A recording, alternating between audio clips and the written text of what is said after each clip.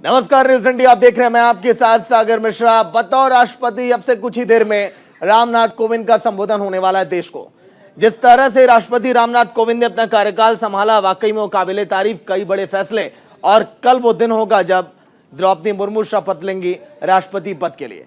लेकिन तस्वीरें news India आपको दिखाएगा किस तरह से आपने देखा द्रौपदी मुर्मू ने जीत प्राप्त की, और एनडीए ने जब उन्हें उम्मीदवार बनाया उसके बाद कई विपक्षी दल भी लगातार साथ खड़े होते चले गए और द्रौपदी मुर्मू के जीत की राह बहुत आसान होती चली गई। हालांकि विपक्ष में खड़े थे यशवंत सिन्हा, कड़ी चुनौती देने की उन्होंने बात कही थी, लेकिन लगातार जिस तरह से विपक्ष के लोग साथ खड़े हुए, सुनिए। मुझ पर अपार भरोसा जताया था और अपने निर्वाचित जनप्रतिनिधियों के माध्यम से मुझे भारत के राष्ट्रपति के रूप में चुना था। आज मेरा कार्यकाल पूरा हो रहा है। इस अवसर पर मैं आप सभी के साथ कुछ बातें साझा करना चाहता हूं। सबसे पहले मैं आप सभी देशवासियों के प्रति तथा आपके जनप्रतिनिधियों के प्रति हार्दिक कृतज्ञता व्यक्त करता हूं। पूरे देश में अपनी यात्राओं के दौरान नागरिकों के साथ हुए संवाद और संपर्क से मुझे निरंतर प्रेरणा मिलती रही। छोटे छोटे गांवों में रहने वाले हमारे किसान और मजदूर भाई बहन, नई पीढ़ी के जीवन को संवारने वाले हमारे शिक्षक, हमारी विरासत को समृद्ध बनाने वाले कलाकार, हमारे देश के विभिन्न आयामों का अध्ययन करने वाले विद्वान, देश की समृद्धि बढ़ाने वाले उद्यमी, देशवासियों की सेवा करने वाले डॉक्टर व नर्स, राष्ट्र निर्माण में संलग्न वैज्ञानिक व इंजीनियर, देश की न्याय व्यवस्था को बढ़ाने वाले उद्यमी, देशवासियों की सेवा करने वाले डॉक्टर व नर्स, राष्ट्र निर्माण में संलग्न वैज्ञानिक व इंजीनियर, देश की न्याय व्यवस्था को योगदान देने वाले न्यायाधीश व अधिवक्ता, प्रशासन तंत्र को सुचारू रूप से चलाने वाले सिविल सर्वेंट्स, हर वर्ग को विकास से जोड़ने में सक्रिय हमारे सामाजिक कार्यकर्ता, भारतीय समाज में आध्यात्मिक प्रवाह को बनाए रखने वाले सभी पंथों के आचार्य व गुरुजन, आप सभी ने मुझे अपने कर्तव्यों का निर्वहन करने में भरपूर सहयोग दिया है। संक्षेप में कहूं तो समाज के सभी वर्गों का मुझे पूरा सहयोग, समर्थन व आशीर्वाद मिला है।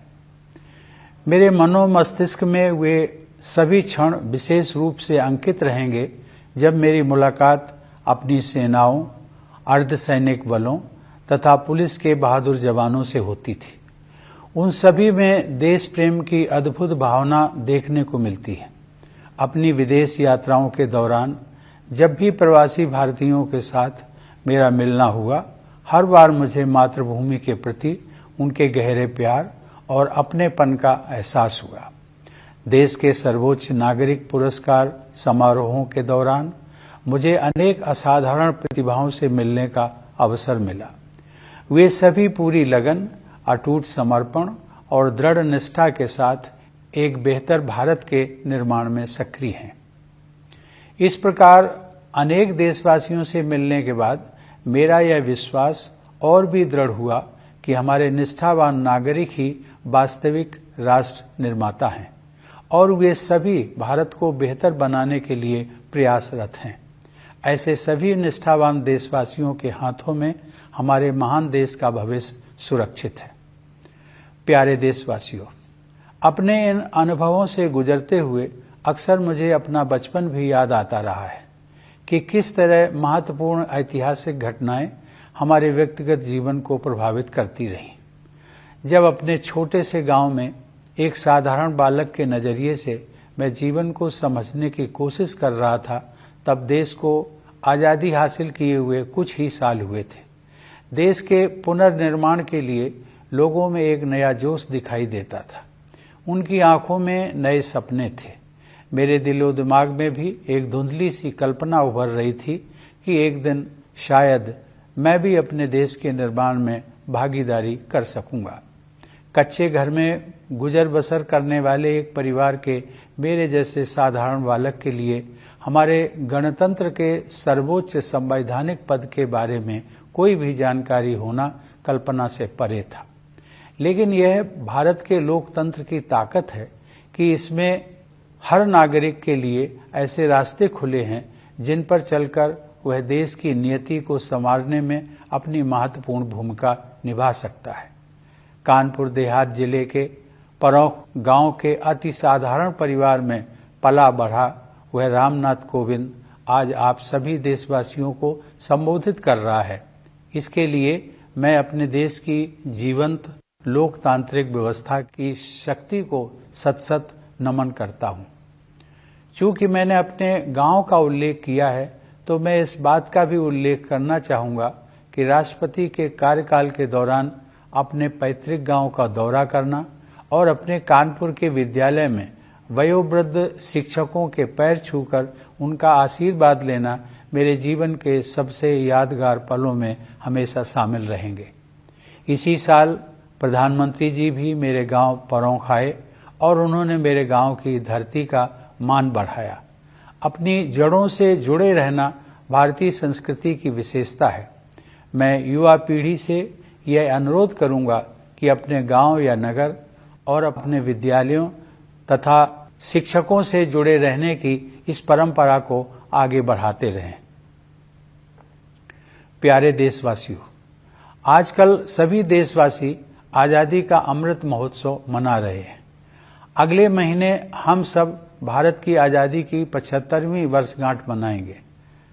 हम 25 वर्ष की अवधि के उस अमृत काल में प्रवेश करेंगे जो स्वतंत्रता के शताब्दी वर्ष अर्थात 2047 में पूरा होगा। ये विशेष ऐतिहासिक वर्ष हमारे गणतंत्र के प्रगति पथ पर मील के पत्थर की तरह है। हमारे लोकतंत्र की यह विकास यात्रा देश की स्वर्णिम संभावनाओं को कार्य रूप देकर विश्व समुदाय के समक्ष एक श्रेष्ठ भारत को प्रस्तुत करने की यात्रा है। आधुनिक काल में हमारे देश की इस गौरव यात्रा का आरंभ ब्रिटिश हुकूमत के दौरान राष्ट्रवादी भावनाओं के जागरण और स्वाधीनता संग्राम के साथ हुआ। 19वीं शताब्दी के दौरान पूरे देश में पराधीनता के विरुद्ध अनेक विद्रोह हुए। देशवासियों में नई आशा का संचार करने वाले ऐसे विद्रोहों के अधिकांश नायकों के नाम भुला दिए गए थे। अब उनकी वीर गाथाओं को आदर सहित याद किया जा रहा है। 19वीं सदी के अंतिम तथा 20वीं सदी के आरंभिक वर्षों में नवीन जन चेतनाओं का संचार हो रहा था और स्वाधीनता संग्राम की अनेक धाराएं प्रवाहित हो रही थी। वर्ष 1915 में जब गांधी जी स्वदेश लौटे, उस समय देश में राष्ट्रीयता की भावना और भी प्रबल हो रही थी।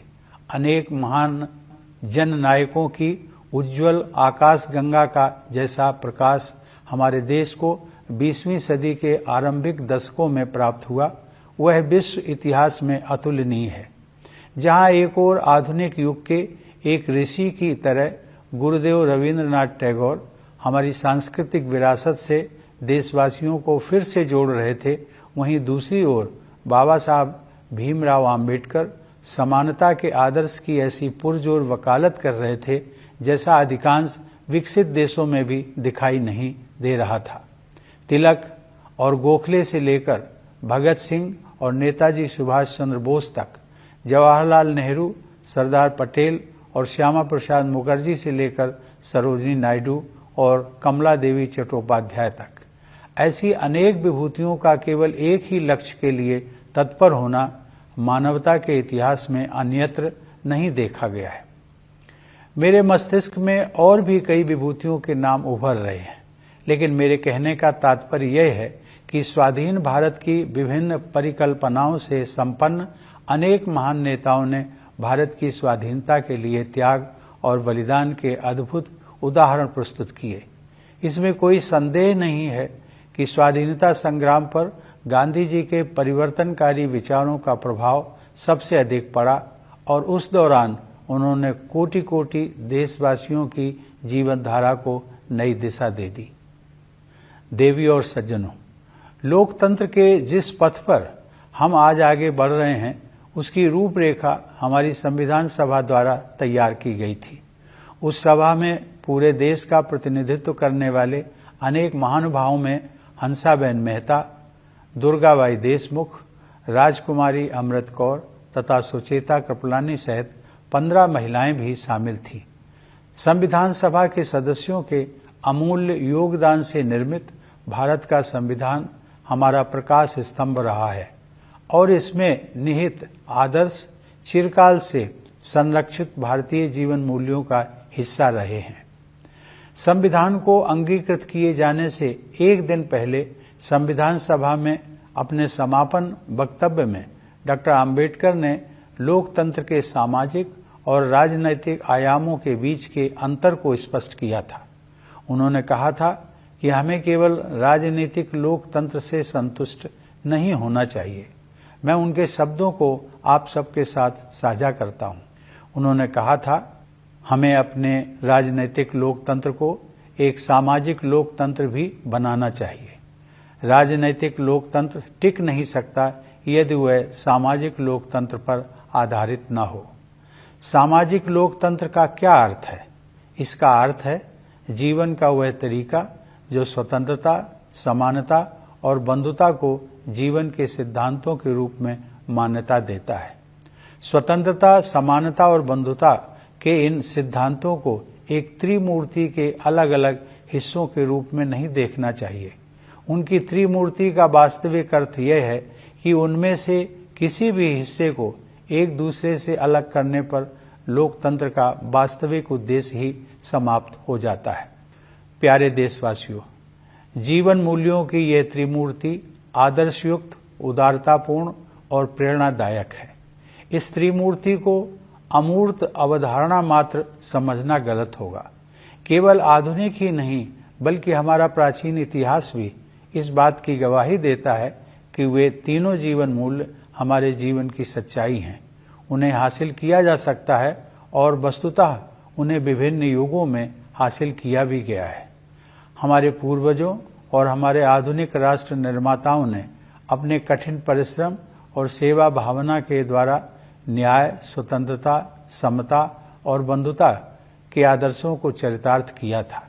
हमें केवल उनके पद चिन्हों पर चलना है और आगे बढ़ते रहना है। सवाल उठता है कि आज के संदर्भ में एक सामान्य नागरिक के लिए ऐसे आदर्शों का क्या अर्थ है? मेरा मानना है कि उन आदर्शों का प्रमुख लक्ष्य सामान्य व्यक्ति के लिए सुखमय जीवन का मार्ग प्रशस्त करना है। इसके लिए सबसे पहले सामान्य लोगों की मूलभूत आवश्यकताएं पूरी की जानी चाहिए। अब संसाधनों की कमी नहीं है। हर परिवार के पास बेहतर आवास तथा पीने के पानी और बिजली की सुविधा उपलब्ध हो, इस दिशा में हम काम कर रहे हैं।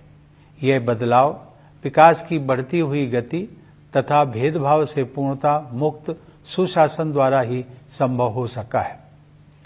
मूलभूत आवश्यकताओं को उपलब्ध कराने के बाद यह सुनिश्चित करना है कि प्रत्येक नागरिक अपनी क्षमताओं का उपयोग करते हुए खुशी के अवसर तलाशे तथा अपने नितांत निजी गुणों का समुचित उपयोग करते हुए अपनी नियति का निर्माण करे। इस दिशा में आगे बढ़ने के लिए शिक्षा ही मुख्य साधन है। मेरा मानना है कि राष्ट्रीय शिक्षा नीति युवा भारतीयों के लिए अपनी विरासत से जुड़ने और 21वीं सदी में अपने पैर जमाने में बहुत सहायक सिद्ध होगी। उनके विकासमान भविष्य के लिए अच्छी स्वास्थ्य सेवाएं अनिवार्य हैं। कोविड की वैश्विक महामारी ने सार्वजनिक स्वास्थ्य सेवा के बुनियादी ढांचे में और भी अधिक सुधार की आवश्यकता को रेखांकित किया है। मुझे खुशी है कि सरकार ने इस कार्य को सर्वोच्च प्राथमिकता दी है। शिक्षा और स्वास्थ्य सेवाओं का लाभ उठाते हुए हमारे देशवासी सक्षम बन सकते हैं और आर्थिक सुधारों का लाभ लेकर अपने जीवन निर्माण के लिए सर्वोत्तम मार्ग अपना सकते हैं। 21वीं सदी को भारत की सदी बनाने के लिए हमारा देश सक्षम हो रहा है, यह मेरा दृढ़ विश्वास है। प्यारे देशवासियों, अपने कार्यकाल के 5 वर्षों के दौरान मैंने अपनी पूरी योग्यता से अपने दायित्वों का निर्वहन किया है। मैं doctor Rajendra Prasad, doctor S Radhakrishnan और डॉक्टर APJ अब्दुल कलाम जैसी महान विभूतियों का उत्तराधिकारी होने के नाते बहुत सचेत रहा हूं। जब मैंने राष्ट्रपति भवन में प्रवेश किया था तब मेरे तत्कालीन पूर्ववर्ती श्री प्रणब मुखर्जी ने भी मेरे कर्तव्यों के बारे में मुझे बुद्धिमत्तापूर्ण सुझाव दिए। फिर भी जब कभी मुझे किसी तरह का संशय हुआ तब मैंने गांधी जी का और उनके द्वारा सुझाए गए मूल मंत्र का सहारा लिया। गांधी जी की सलाह के मुताबिक सबसे अच्छा मार्गदर्शक सिद्धांत यह था कि हम सबसे गरीब आदमी के चेहरे को याद करें और खुद से ये सवाल पूछें कि हम जो कदम उठाने जा रहे हैं क्या वह उस गरीब के लिए सहायक होगा। मैं गांधी जी के सिद्धांतों पर अपने अटूट विश्वास को दोहराते हुए आप सबसे ये आग्रह करूंगा कि आप प्रतिदिन कुछ मिनटों के लिए ही सही गांधी जी के जीवन और शिक्षाओं पर अवश्य विचार करें। प्यारे देशवासियों, हम सबके लिए माता की तरह पूज्य प्रकृति गहरी पीड़ा से गुजर रही है। जलवायु परिवर्तन का संकट हमारी धरती के भविष्य के लिए गंभीर खतरा बना हुआ है। हमें अपने बच्चों की खातिर अपने पर्यावरण, अपनी जमीन, हवा और पानी का संरक्षण करना है। अपनी दिनचर्या में तथा रोजमर्रा की चीजों का इस्तेमाल करते समय हमें अपने पेड़ों, नदियों, समुद्रों और पहाड़ों के साथ साथ अन्य सभी जीव जंतुओं की रक्षा के लिए बहुत सावधान रहने की जरूरत है। प्रथम नागरिक के रूप में यदि अपने देशवासियों को मुझे कोई एक सलाह देनी हो तो मैं यही सलाह दूंगा। अपने वक्तव्य का समापन करते हुए मैं एक बार फिर सभी देशवासियों के प्रति हार्दिक कृतज्ञता व्यक्त करता हूं। भारत माता को सादर नमन करते हुए मैं आप सभी के उज्जवल भविष्य की मंगल कामना करता हूं। धन्यवाद। जय हिंद।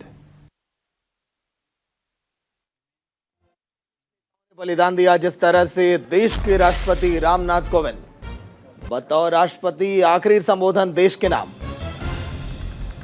सैनिक में देश प्रेम की अद्भुत भावना रामनाथ कोविंद ने जिक्र किया। 2017 में राष्ट्रपति बने थे रामनाथ कोविंद। इनका कार्यकाल पूरा और अब जिम्मेदारी होगी द्रौपदी मुर्मू के कंधों पर।